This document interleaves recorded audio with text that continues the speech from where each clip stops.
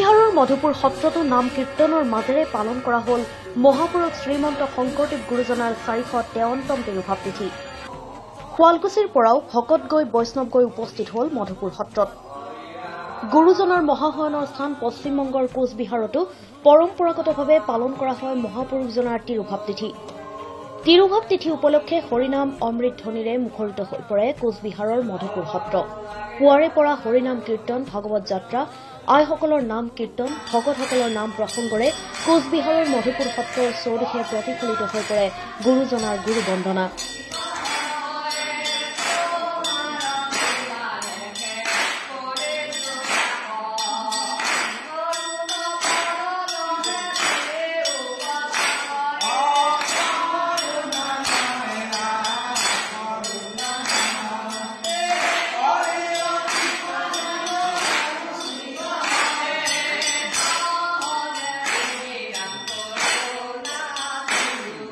আজি সত্ৰত মহাপুৰুষ শ্ৰীমন্ত শংকৰদেৱ গুৰুজনাৰ মহান মহাপ্ৰয়াণৰ স্থান শ্ৰী শ্ৰী মধুপুৰ ধাম সত্ৰত দিন দিয়া কাৰ্যসূচীৰে মহাপুৰুষ গুৰুজনাৰ কীৰ্তন মহোৎসৱ উদযাপন কৰা হৈছে। লগতে সত্ৰত কিছু কামৰ অৰ্থে যিখন গুৰু আসন বিসৰ্জন দিয়া হৈছিল গুৰু ঘৰত, সেই আসনখনো প্ৰতিষ্ঠা হ'ল। প্ৰত্যেক বছৰৰ দ্বাৰা আজি এই বছৰো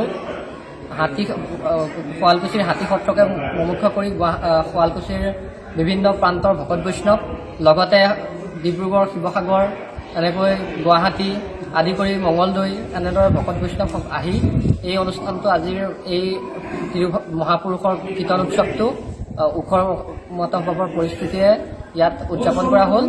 ইয়াত যিখিনি উৎসৱ হ'ল, ৰাতিপুৱা পুৱাবেলা গুৰু আসন প্ৰতিষ্ঠা কৰা হৈছে আৰু গীত ভতিমা আদি কৰি গুৰু প্ৰসংগ, লগতে এতিয়া কীৰ্তনঘট প্ৰসংগ চলি আছে আৰু ৰাতিলেও প্ৰসংগ হ'ব। প্ৰসংগৰ পাছতে আজিৰ দিনটো কাৰ্যসূচী ইমানতে সামৰিলোঁ।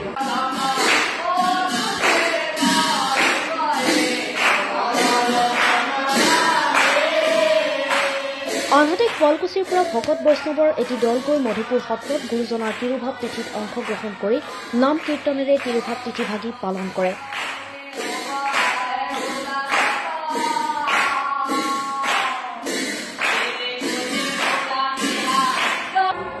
আজি মহাপুৰুষ শ্ৰীমন্ত শংকৰদেৱ গুৰুজনাৰ তিৰুভাৱ তিথি উপলক্ষে আমি শুৱালকুছিৰ পৰা ইয়ালৈ আহিছোঁ।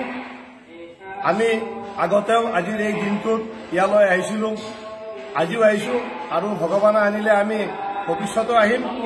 ইয়াতে আহি একদম আমাৰ ভাল লাগিছে। গুৰুজনাৰ এই মহান প্ৰয়াণৰ স্থানত আজিৰ দিনটোত আহি সঁচাকৈ আমি নিজকে ধন্য মানিছোঁ। কিন্তু অতি দুখৰ বিষয়, ইয়াত যেনেকুৱা এটা পৰিৱেশ হ'ব লাগিছিল আজিৰ দিনটোত, কিন্তু তেনেকুৱা এক পৰিৱেশ আমি দেখা পোৱা নাই।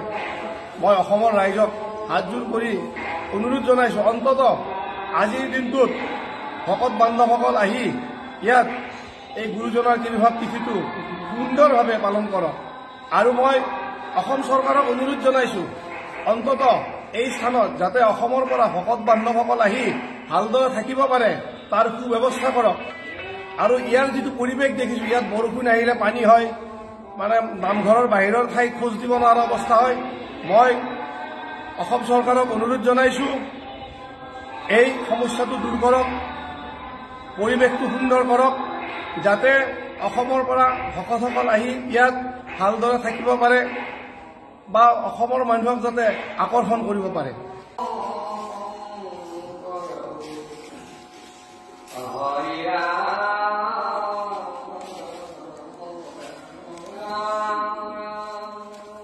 আনহাতে চুবুৰীয়া ৰাজ্যত থকা মহাপুৰুষজনাৰ সম্পদৰাজি যি ধৰণে সংৰক্ষণ কৰিব লাগিছিল, সেয়া ক্ষেত্ৰত চৰকাৰৰ বহু পৰিমাণে অৱহেলা কৰা বুলি আক্ষেপ কৰে ভকতসকলে। এই ক্ষেত্ৰত এক সুপদক্ষেপ ল'বলৈ অসম চৰকাৰ তথা মুখ্যমন্ত্ৰীক অনুৰোধ জনাইছে ভকতবৃন্দই।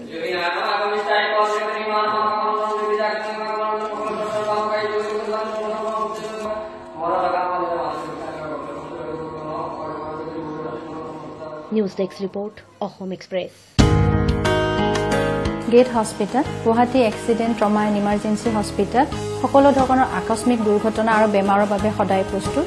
ইয়াত অতি কম খৰচত সুলভ মূল্যত সকলো ধৰণৰ ট্ৰিটমেণ্ট পাব পাৰি। ইয়াত স্ত্ৰী ৰোগ বিশেষজ্ঞ, কিডনী, গলব্লাডাৰ, কেটৰেক্ট সকলো ধৰণৰ বেমাৰৰ ট্ৰিটমেণ্ট হয়। হাঁহি আঁচনিৰ জৰিয়তে অতি কম খৰচতে নিম্ন মধ্যবিত্ত আৰু দুখীয়া লোকসকলেও সকলো ধৰণৰ ট্ৰিটমেণ্ট সুলভ মূল্যত পাব পাৰিব।